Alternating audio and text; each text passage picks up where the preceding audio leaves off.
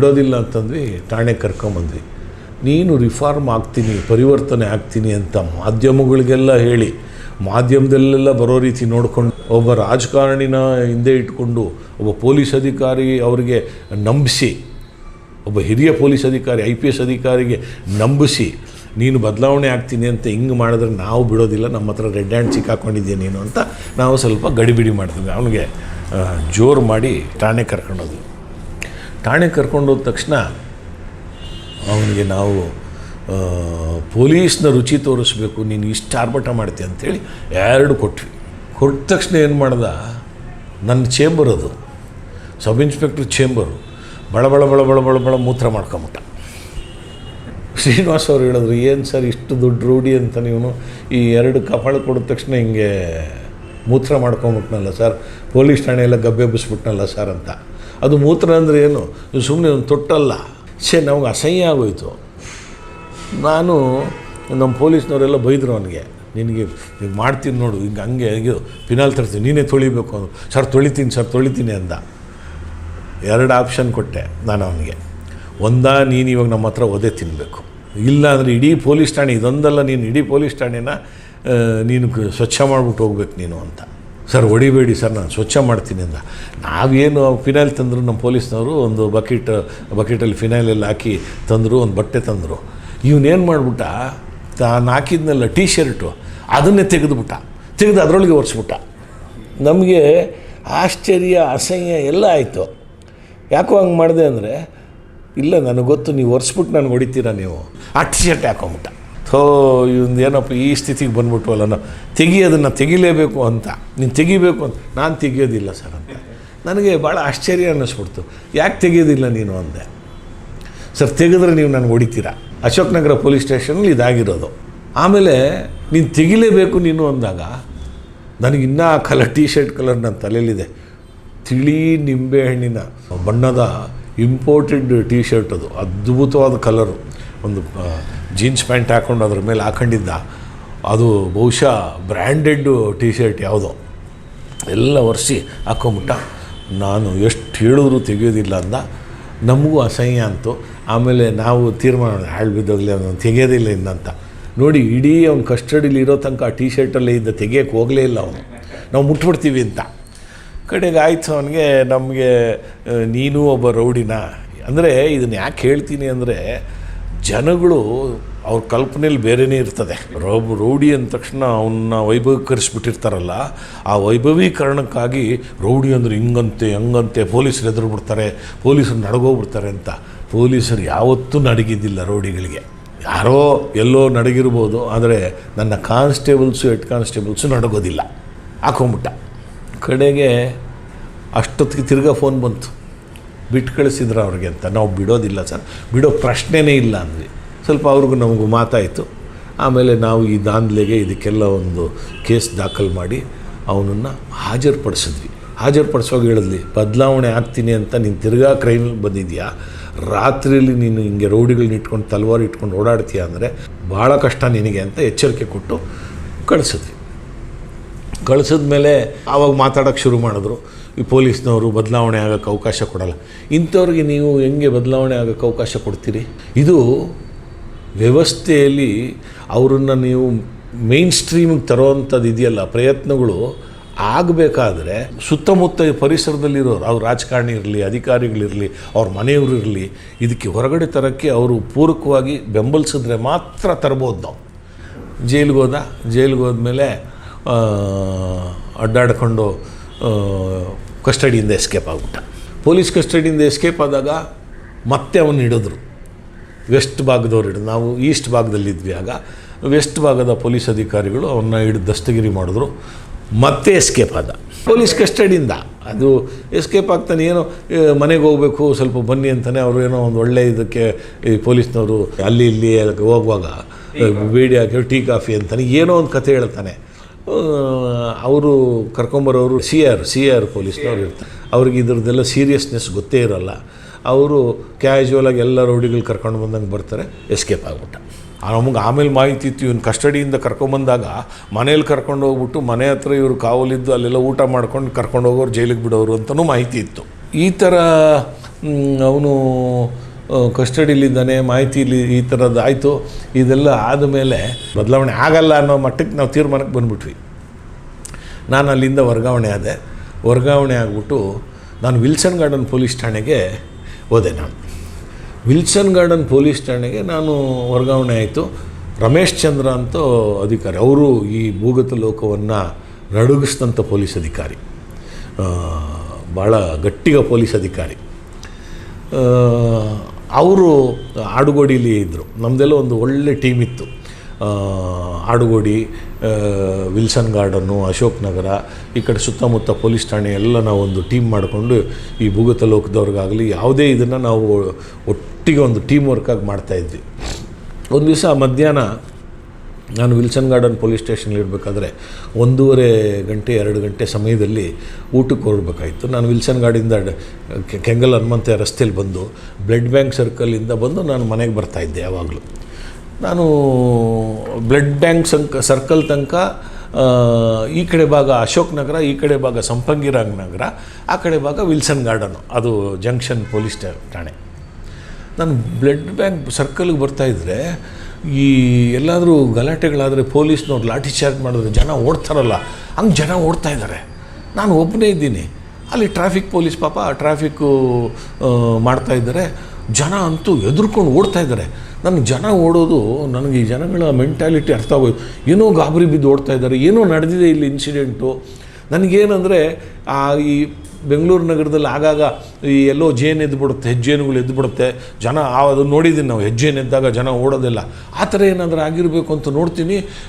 ಹಿಂಗೆ ತಿರುಗಿ ನೋಡ್ತೀನಿ, ನಾನು ಮೋಟ್ರ್ ಬೈಕ್ ನಿಲ್ಲಿಸ್ಬಿಟ್ಟು ತಿರುಗಿ ನೋಡ್ತೀನಿ. ಆವಾಗೆಲ್ಲ ಈ ಲೂನಾ ಸುವೇಗ ಎಲ್ಲ ಇತ್ತು. ಒಂದು ಹೆಣ್ಮಗು ಬರ್ತಾಯಿತ್ತು, ಸಾರ್ ಬಿ ಕೇರ್ಫುಲ್ ಸರ್, ನಾನು ಯೂನಿಫಾರ್ಮಲ್ಲಿದ್ದೀನಿ, be careful sir, be careful, they are having ಇದು ಏನು ದೊಡ್ಡ ದೊಡ್ಡ ಸೋರ್ಟ್ಸ್ ಇಟ್ಕೊಂಡಿದ್ದಾರೆ ಸರ್ ಅಂತಂದರು. ಹಿಂಗೆ ತಿರುಗಿ ನೋಡ್ತೀನಿ, ಒಂದು ಗ್ಯಾಂಗ್ ಇಳಿದಿದೆ. ಅಲ್ಲಿ ಅಂಗಡಿಯವ್ರಿಗೆಲ್ಲ ಆ ಕಡೆ ಬೆದರಿಸ್ತಾ ಇದ್ದಾರೆ ಜನ. ಅವ್ರು ನೋಡಿ ಓಡಿದ್ದಾರೆ. ಎಲ್ಲರ ಹತ್ರ ತಲ್ವಾರುಗಳು, ದೊಡ್ಡ ದೊಡ್ಡ ತಲ್ವಾರು. 1:30 ಆಡೋಗಲೇ. ನಾನು ಏನಪ್ಪ ಇದು ಅಂತ ನನಗೆ ನೋಡಿ, ಅವ್ರನ್ನೆಲ್ಲ ನೋಡಿ ಈ ಮೆಸೇಜ್ ಕೊಡೋದು ಮರ್ತೋಗ್ಬಿಡ್ತು, ವೈರ್ಲೆಸ್ ಮೆಸೇಜ್ ಕೊಡೋದು ಮರ್ತೋಗ್ಬಿಡ್ತು ನನಗೆ. ರಿವಾಲ್ವರ್ ತೆಗೆದೆ, ನುಗ್ದೆ. ನೋಡಿ ಆ ಹೆಣ್ಣು ಮಗಳಿಗೆ ಎಷ್ಟು ಕಾಳಜಿ ಪೊಲೀಸ್ ಅಂದರೆ. ಆ ಪೊಲೀಸನ್ನ ಇಷ್ಟಪಡೋರು ಎಷ್ಟು ಚೆನ್ನಾಗಿರ್ತಾರೆ ಅನ್ನೋದಕ್ಕೆ.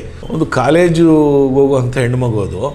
ಸರ್ ಬಿ ಕೇರ್ಫುಲ್ ಸರ್, ಹುಷಾರು ಸರ್, ಅವ್ರ ಹತ್ರ ದೊಡ್ಡ ದೊಡ್ಡ ಸೋರ್ಟ್ಸ್ ಇದೆ ಸರ್ ಅಂತಂದ್ರಲ್ಲ. ನಾನು ಇಮ್ಮಿಡಿಯೇಟ್ ರಿವಾಲ್ವರ್ ತಗೊಂಡು ಆ ಕಡೆ ಹೋಗ್ತೀನಿ.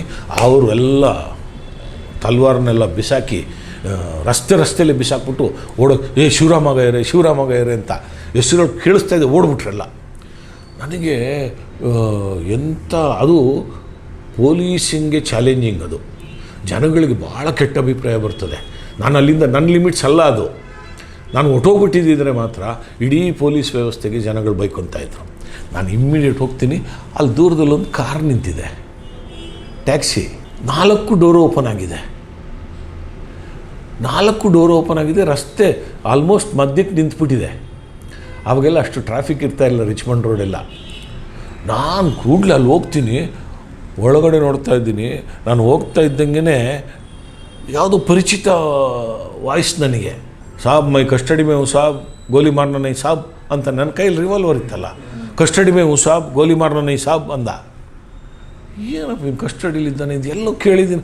ನೋಡ್ತೀನಿ ಒಳಗಡೆ ತನ್ವೀರ್ ಕೂತಿದ್ದಾನೆ, ಅವ್ನಿಗೆ ಹ್ಯಾಂಡ್ ಕಫ್ ಹಾಕಿದೆ. ಮುಂದುಗಡೆ ಸೀಟ್ನಲ್ಲಿ ಬಗ್ ನೋಡ್ತೀನಿ, ಒಂದು ಅಟ್ಟಿ ತಲ್ವಾರುಗಳು ಬಿದ್ದಿದೆ. ಅಂದರೆ ಕಸ್ಟಡಿಲಿದ್ದಾನೆ ಅಂತಲೇ ಮುಂದುಗಡೆ ತಲ್ವಾರಿದೆ. ಹಿಂಗೆ ಸ್ವಲ್ಪ ಬಗ್ ನೋಡ್ತೀನಿ, ಆ ಸೈಡಿಗೆ ಮೂಲೆಯಲ್ಲಿ ಒಬ್ಬ ಹೆಡ್ ಕಾನ್ಸ್ಟೇಬಲ್ ಇದ್ದಾನೆ. ಅವನು ಡ್ರೆಸ್ಸಲ್ಲಿದ್ದಾನೆ, ಫುಲ್ಲು ಕುಡಿದು ಚಿತ್ತಾಗ್ಬಿಟ್ಟಿದ್ದಾನೆ. ನನಗೆ ಎಷ್ಟು ಜನಗಳ ಮುಂದೆ ನನಗೆ ಎಷ್ಟು ಅವಮಾನ ಆಗೋಯ್ತದು ಅಂದರೆ ನಾನು ಹೇಳ್ಕೊಳ್ಳೋಂಗಿಲ್ಲ, ಬಿಡೋಂಗಿಲ್ಲ. ಒಬ್ಬನೇ ಪೊಲೀಸ್ ನಾನು ಅಲ್ಲಿರೋದು. ನಾನು ಹಿಂಗೆ ರಿವಾಲ್ವರ್ ಇಟ್ಕೊಂಡಿದ್ದೀನಿ.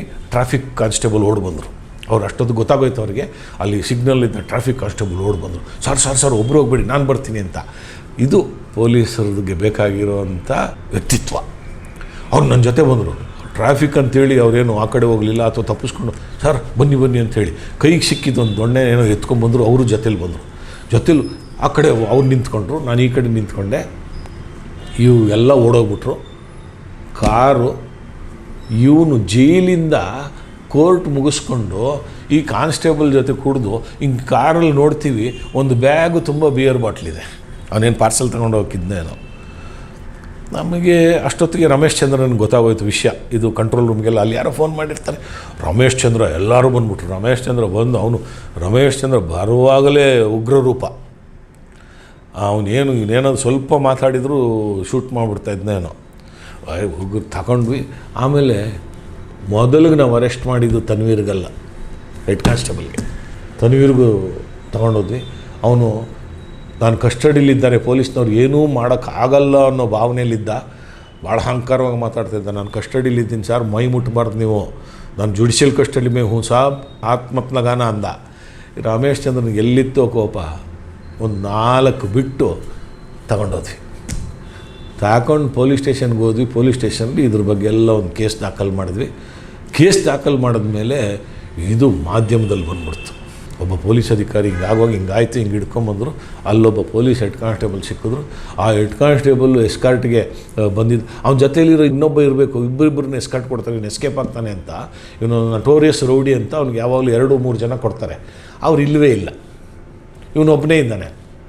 ಇವನು ಆ ಕುಡಿದ ನಿಶಾದಲ್ಲಿ, ಸರ್ ನಿಮಗೆ ವಾರಂಟ್ ಬೇಕು ಸರ್, ಕಸ್ಟಡಿಯಲ್ಲಿದ್ದ ನಾನು ಮುಟ್ಟಂಗಿಲ್ಲ, ನಾನು ತೊಗೊಂಡೋಗಿ ಬಿಡಬೇಕು ಸರ್, ಇಲ್ಲದೇ ಹೆಚ್ಚು ಕಡಿಮೆ ಆಗುತ್ತೆ ಸರ್ ಅಂತ. ನೀನು ತಗೊಂಡೋಗಿ ನಿನ್ನ ಬಿಟ್ಟರೆ ತಾನೇ ನೀನು ತೊಗೊಂಡೋಗೋದು ಅಂತೇಳಿ ಅವನಿಗೂ ಅರೆಸ್ಟ್ ಮಾಡಿದ್ವಿ. ಇವನಿಗೂ ಬಿಟ್ವಿ. ರಮೇಶ್ ಚಂದ್ರ ಚೆನ್ನಾಗಿ ಬಿಟ್ಟರು 2, ನಾನು 2 ಚೆನ್ನಾಗಿ ಬಿಟ್ಟೆ. ಅಂದರೆ ಇದು ಅವಮಾನ, ಪೊಲೀಸ್ಗೂ ಅವಮಾನ, ಜನಗಳಿಗೆ ಆತಂಕ. ಇದು ನೋಡ್ರಿ ರಿಯಲ್ಲಾಗಿ ಒಂದು ಭಯಾನಕ ಇದನ್ನು ಸೃಷ್ಟಿ ಮಾಡೋ ಅಂಥದ್ದು. ಇದು ನೋಡ್ರಿ, ರೌಡಿಗಳ ಬಗ್ಗೆ ಭಯ ಹುಟ್ಟೋದೇ ಇಂಥದ್ದು. ಬೆಳಿಗ್ಗೆ ಕರ್ಕೊಂಡೋದ್ವಿ. DCP ಜಯಪ್ರಕಾಶ್ ಅವರಿದ್ದರು. ಜಯಪ್ರಕಾಶ್ ಅವರು ಬಂದು ಜಯಪ್ರಕಾಶ್ ಅವರು ಈ ರೌಡಿಗಳ ವಿರುದ್ಧ ಕಾರ್ಯಾಚರಣೆಯಲ್ಲಿ ಅವರು ತಗೊಳ್ಳೋವಂಥ ಕಾಳಜಿ ಇದೆ ನೋಡಿ. ಅವ್ರು ಬಂದು ಫಸ್ಟ್ ಕೇಳಿದ್ದು ನಿಮ್ಗೇನಾದರೂ ಆಗಿದೆಯಾ ಅಂತ. ನಮಗೆ ಅದೆಷ್ಟು ಖುಷಿ ಕೊಡುತ್ತೆ ಅಂದರೆ, ಸರ್ ನಮಗೇನು ಆಗಿಲ್ಲ ಸರ್, ಅವ್ನು ಹಿಂಗಾಯಿತು ಸರ್ ಅಂತ ಹೇಳಿದ ತಕ್ಷಣ, ಇಲ್ಲ ಕೇಸ್ ತಗೊಳ್ಳಿ ಅಂದರು. ಕೇಸ್ ತಗೊಂಡ್ವಿ, ರಿಜಿಸ್ಟರ್ ಮಾಡಿದ್ವಿ. ಆ ಹೆಡ್ ಕಾನ್ಸ್ಟೇಬಲ್ಗೆ ಅರೆಸ್ಟ್ ಮಾಡಿದ್ವಿ, ಇವನಿಗೂ ಅರೆಸ್ಟ್ ಮಾಡಿದ್ವಿ. ಇವತ್ತು ಮಧ್ಯಾಹ್ನ ಹಿಡ್ದಿದ್ದಲ್ವ, ಇನ್ನೇನು ನಮಗೇನು ತನಿಖೆಗೇನು ಬೇಡ ಇವರಿಗೆ ಅಂತ ಸಾಯಂಕಾಲ ಅವ್ರಿಗೆ ಕೋರ್ಟಿಗೆ ಪ್ರೊಡ್ಯೂಸ್ ಮಾಡಿದ್ವಿ. ಲೇಟಾಗಿ ಪ್ರೊಡ್ಯೂಸ್ ಮಾಡಿದ್ವಿ, ನಾಳೆ ಪ್ರೊಡ್ಯೂಸ್ ಮಾಡಿ ತಿರ್ಗಾ ಅಂದರು. ಇವನಿಗೆ ಜೈಲಿಗೆ ಬಿಟ್ಬಿಟ್ಟು ಬಂದ್ವಿ. ಇವನು ಹೆಡ್ ಕಾನ್ಸ್ಟೇಬಲ್ಗೂ ಜೈಲಿಗೆ ಬಿಟ್ಬಿಟ್ರು. ಎಸ್ಕಾರ್ಟ್ ಬರ್ಬೇಕು ಡ್ಯೂಟಿಲಿದ್ದವನು ಜೈಲಿಗೆ ಹೋದ, ಇವನು ಜೈಲಿಗೆ ಹೋದ. ಇವನೇನು ಮಾಡಿದ್ದಾನೆ, ಕೋರ್ಟಿಗೆ ಬಂದವನು ಏನು ಮಾಡಿದ್ದಾನೆ, ಇವ್ರು ಗ್ಯಾಂಗ್ನೆಲ್ಲ ಬಂದಿದ್ದಾರೆ, ಗ್ಯಾಂಗ್ನವರೆಲ್ಲ ಇವ್ರಿಗೆಲ್ಲ ಚೆನ್ನಾಗಿ ಕುಡಿಸಿದ್ದಾರೆ, ತಿನ್ನಿಸಿದ್ದಾರೆ. ಅವರು ಬಾಕಿ ಎಸ್ಕಾರ್ಟ್ ಇದ್ದವರು ಅವರು ಮನೆಗೆ ಹೋಗ್ಬಿಟ್ಟಿದ್ದಾರೆ. ಆಮೇಲೆ ಇವನು ಚೆನ್ನಾಗಿ ಕುಡ್ದ, ಜೊತೆಲಿ ಇನ್ನೇನು ಜೈಲಿಗೆ ಬಿಡಬೇಕು. ಇವನು ದುರಾದೃಷ್ಟಕ್ಕೆ ನಾವು ಅಡ್ಡ ಬಂದ್ಬಿಟ್ವಿ. ಅವನಿಗೆ ಕರ್ಕೊಂಡು ಬಂದ್ವಿ. ಬೆಳಿಗ್ಗೆ 11 ಗಂಟೆಗೆ ಕೇಸು. ಇವನಿಗೆ ಜಾಮೀನು ಇದು ನಾವು ಅಬ್ಜೆಕ್ಷನ್ಸ್ ಹಾಕಬೇಕು, ಇವನ್ನ ಮತ್ತೆ ಬೆಳಿಗ್ಗೆನೇ ಬನ್ನಿ ಅಂತ ಹೇಳಿದ್ರಲ್ಲ. ಬೆಳಿಗ್ಗೆ ನಾವು PP ಅವ್ರಿಗೆಲ್ಲ ಹೇಳಿ ಯಾವ ಕಾರಣಕ್ಕೂ ಜಾಮೀನು ಸಿಗ್ದಂಗೆ ಮಾಡಬೇಕು ಸರ್, ಇದೇನಿದು ಕಸ್ಟಡಿಲಿ ಬಂದು ಮಾಡ್ತಾರೆ ಅಂದಾಗ, ನಾವು ನೋಡ್ತೀವಿ. ನಾನು ರಮೇಶ್ ಚಂದ್ರ ನಮ್ಮ ಪೊಲೀಸ್ ಸಿಬ್ಬಂದಿಗಳೆಲ್ಲ ಅಲ್ಲಿ ಪೊಲೀಸ್ ಠಾಣೆಯಲ್ಲಿದ್ದೀವಿ. ವ್ಯಾನಲ್ಲಿ ತನ್ವೀರ್ ಎಲ್ಲಿ ಬರ್ತಾನೆ ಅಂದರೆ ತನ್ವೀರೇ ಇಲ್ಲ. ಪೊಲೀಸ್ ಹೆಡ್ ಕಾನ್ಸ್ಟೇಬಲ್ ಕರ್ಕೊಂಬರ್ತಾಯಿದ್ದಾರೆ. ತನ್ವೀರ್ ಎಲ್ರಿ ಅಂದರೆ ಕರ್ಕೊಂಬರ್ತಾರೆ ಇರಿ ಸರ್ ಅಂತಾರೆ. ಅವ್ರಿಗೂ ಸ್ವಲ್ಪ ಪೊಲೀಸ್ಗೆ ನಾವು ದಸ್ತಗಿರಿ ಮಾಡಿದ್ದೀವಿ ಅಂತ ಅವ್ರಿಗೂ ಸ್ವಲ್ಪ ಬೇಸರ ಆಗಿತ್ತೋ ಏನೋ. ರಿಸರ್ವ್ ಪೊಲೀಸ್ನವ್ರಿಗೆ ಕರ್ಕೊಂಬರ್ತಾರೆ ಇರಿ ಸರ್. ನೋಡ್ತೀವಿ ಒಂದು ಸ್ಟ್ರೆಚ್ಚರಲ್ಲಿ ಕರ್ಕೊಂಬರ್ತಾಯಿದ್ದಾರೆ. ಮೈ ತುಂಬ ಬ್ಯಾಂಡೇಜ್ ಕಟ್ಬಿಟ್ಟಿದ್ದಾನೆ. ಅದು ಎಲ್ಲಿ ಕಟ್ಕೊಂಡು ನಾವೇನು ಅಂಥ ಹೊಡ್ತಾನೂ ಇಲ್ಲ, ಫುಲ್ ಮೈ ತುಂಬ ಈ ಬರೀ ಮುಖ ಮಾತ್ರ ಬಿಟ್ಟು ಇಲ್ಲಿಂದ ಈ ಇಡೀ ಮೈಗೆ ಬ್ಯಾಂಡೇಜ್ ಸುತ್ತಕೊಂಡು ಸ್ಟ್ರೆಚ್ಚರಲ್ಲಿ ಅಲ್ಲಿ ತಂದು ಅದಕ್ಕೆ ನಡೆಯೋಕ್ಕಾಗದೇ ಇರೋಂಗೆ ಅವ್ನು ಹಿಂಗೆ ಮಾಡಿಕೊಂಡು ಕಟ್ಟಿದ್ದು. ನಾವೇನಪ್ಪ ಇಷ್ಟು ಇವನಿಗೆ ಅವತಾರ ಮಾಡ್ತಾಯಿದ್ದಾನಲ್ಲ. ನೋಡಿದ್ರೆ ಇದು ಅವನ ಮತ್ತು ಅವ್ರ ವಕೀಲರು ಹುನ್ನಾರ. ನ್ಯಾಯಾಲಯಕ್ಕೆ ಕಸ್ಟಡಿಲಿ, ಜುಡಿಷಿಯಲ್ ಕಸ್ಟಡಿಲಿ, ಯಾಕೆಂದ್ರೆ ನ್ಯಾಯಾಲಯದ ಅಧೀನದಲ್ಲಿದ್ದಂಥ ಒಬ್ಬ ಆರೋಪಿಗೆ ನಾವು ಚೆನ್ನಾಗಿ ಬಡಿದ್ಬಿಟ್ಟು ಅವನ ಮಾನವ ಹಕ್ಕುಗಳನ್ನು ಉಲ್ಲಂಘನೆ ಮಾಡಿದ್ದೀವಿ ಅನ್ನೋದು ಹೇಳಬೇಕು ಅವ್ರಿಗೆ. ನಾವು ಪೊಲೀಸ್ನವ್ರು ಇದು ಪ್ರೊಡ್ಯೂಸ್ ಮಾಡಿದ ತಕ್ಷಣ ನಾವು ರಿಮ್ಯಾಂಡ್ ಅಪ್ಲಿಕೇಶನ್ ಕೊಡ್ತೇವೆ. ನಮ್ಮ PP ಅವ್ರು ಮಾತಾಡ್ತಾರೆ, ಕೋರ್ಟು ಕೇಳುತ್ತೆ, ಅವನು ಕೇಳುತ್ತೆ ನಿನಗೇನಾದರೂ ತೊಂದರೆ ಆಯಿತಾ ಅಂತ ಕೇಳ್ತಾರೆ. ನಿನ್ನೆ ಕೇಳಿದ್ದಾರೆ, ಅವನೇನು ಇಲ್ಲ ಅಂದಿದ್ದಾನೆ. ಹಿಂದಿನ ದಿವಸ ನಾವು ಪ್ರೊಡ್ಯೂಸ್ ಮಾಡಿದ್ದೀವಿ, ಏನು ಇಲ್ಲ ಅಂದಿದ್ದಾನೆ, ಜೈಲಿಗೆ ಬಿಟ್ಟಿದ್ದೀವಿ. ಇವತ್ತು ನೋಡಿದ್ರೆ ಹಿಂಗೆ ಬರ್ತಾನೆ, ಸರ್ ನಿನ್ನೆ ಹೊಡೆದಿರೋದು ನೋಡಿ ಸರ್ ಅವ್ರಿಗೆ ಹಿಂಗಿದೆ ಅಂತ. ಅದು ನಿನ್ನೆ ಅವ್ರು ಹೇಳಿದಾರಲ್ಲ ಮತ್ತೇನು ಕೇಳು ಜುಡಿಷಿಯಲ್ ಕಸ್ಟಡಿ ಅಂತ ಮ್ಯಾಜಿಸ್ಟ್ರೇಟ್ರಿಗೆ ಸ್ವಲ್ಪ ಗರಂ ಆಗಿಬಿಟ್ರು ಅವ್ರ ಮೇಲೆ, ಅವ್ರ ವಕೀಲರ ಮೇಲೆ. ವಕೀಲರು ಸುಮ್ಮನೆ ಆದರು. ಹೆಡ್ ಕಾನ್ಸ್ಟೇಬಲ್ಲು ವಕೀಲರು ಎದ್ದು ನಿಂತ್ಕೊಂಡ್ರು. ಒಬ್ಬ ಸಭ್ಯ ಗೌರವಾನ್ವಿತ ಹೆಡ್ ಕಾನ್ಸ್ಟೇಬಲ್ಗೆ ಪೊಲೀಸ್ನವರು ಸುಳ್ಳು ಕೇಸ್ ಹಾಕಿದ್ದಾರೆ ಸರ್, ಈ ಥರ ನಡೆದೇ ಇಲ್ಲ ಇನ್ಸಿಡೆಂಟು ಅಂತ.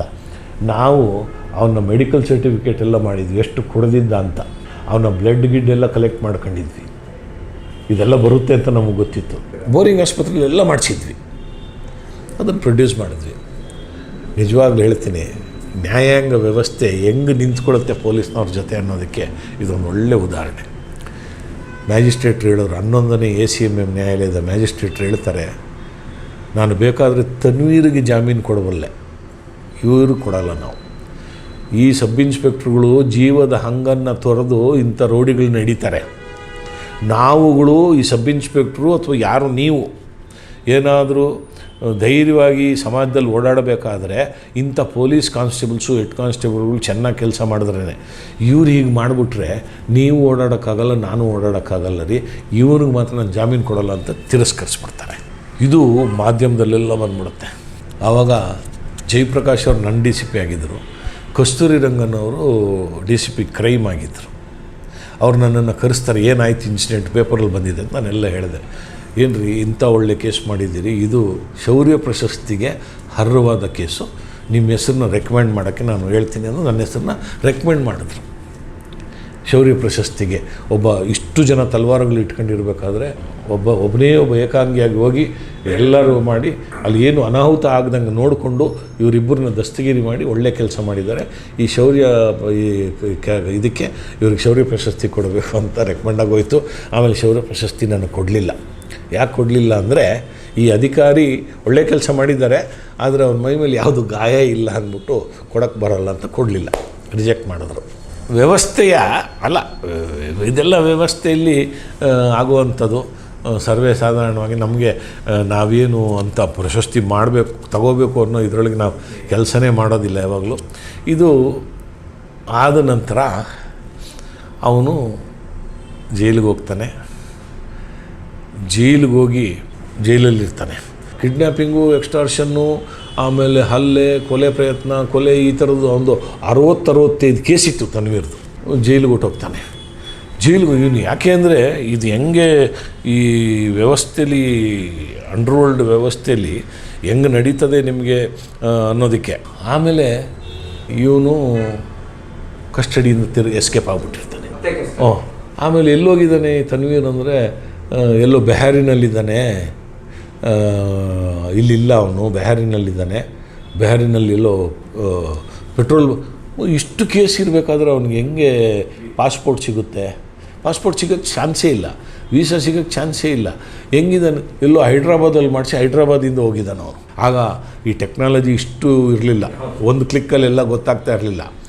ಅವನು ಹೈದ್ರಾಬಾದ್ ಅಲ್ಲಿದ್ದಾನೆ, ಅಲ್ಲಿ ಕೆಲಸ ಮಾಡ್ತಾಯಿದ್ದಾನೆ, ರಿಫಾರ್ಮ್ ಆಗಿಬಿಡ್ತಾನೆ, ಇನ್ನು ಬಂದು ಏನು ಮಾಡೋದಿಲ್ಲ ಅನ್ನೋ ಥರ ಮಾತಾಡ್ತಾಯಿದ್ರು. ಆಮೇಲೆ ಇದ್ದಕ್ಕಿದ್ದಂಗೆ ತನ್ವೀರು ಪ್ರತ್ಯಕ್ಷ ಆಗಿಬಿಡ್ತಾನೆ ಬೆಂಗಳೂರಲ್ಲಿ. ಜನಜಾಗೃತಿ ಮಾಧ್ಯಮಕ್ಕೆ ಯೂಟ್ಯೂಬ್ ಚಾನಲ್ಗೆ ಸಬ್ಸ್ಕ್ರೈಬ್ ಆಗಿ, ಶೇರ್ ಮಾಡಿ, ನಿಮ್ಮ ಸ್ನೇಹಿತರಿಗೆ, ಬಂಧು ಬಾಂಧವರಿಗೆಲ್ಲ ಸಬ್ಸ್ಕ್ರೈಬ್ ಆಗಲಿಕ್ಕೆ ತಿಳಿಸಿ.